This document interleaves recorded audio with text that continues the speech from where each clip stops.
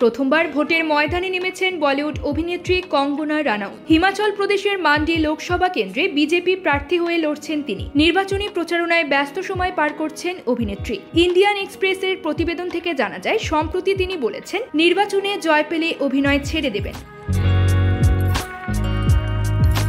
নির্বাচনের নাম ঘোষণার পর থেকে গত 1.5 মাস ধরে হিমাচল প্রদেশের বিভিন্ন জেলা ঘুরছে এই নায়িকা। এতে প্রায় 450 কিলোমিটার পথ পাড়ি দিয়েছেন। ভোটে দাঁড়ানো যে খুব সহজ ব্যাপার নয়, সে কথা নিজেই স্বীকার করে নিলেন কঙ্গনা। বললেন, ভোটের থেকে সিনেমা অনেক সহজ কাজ। সিনেমা বানানো এই সংগ্রামের কাছে নেহাত বালখিল্য কাজ।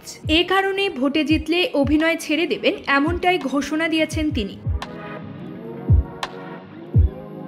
ভারতীয় সংবাদ মাধ্যমের এক সাক্ষাৎকারে বলিউড ছাড়ার প্রসঙ্গে জানতে চাইলে কঙ্গনা বলেন, হ্যাঁ, অবশ্যই আমি বলিউড থেকে দূরে যাব।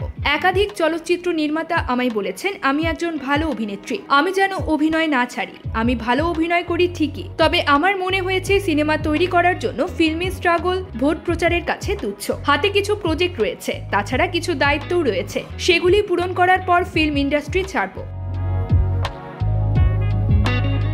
লোকসভা নির্বাচনে বিজেপির প্রার্থী হিসেবে মঙ্গলবার 14 মে মনোনয়নপত্র জমা দিয়েছেন তিনি। হিমাচল প্রদেশের মান্ডি লোকসভা কেন্দ্র থেকে প্রতিদ্বন্দ্বিতা করছেন কঙ্গনা রানাওয়াত। তার অন্যতম প্রধান প্রতিদ্বন্দ্বী হবেন কংগ্রেসের বিক্রমাদিত্য সিং। সম্প্রতি হলফনামা জমা দিয়েছেন অভিনেত্রী। হলফনামা থেকে জানা গিয়েছে তার সম্পত্তির পরিমাণ 91 কোটি রুপি।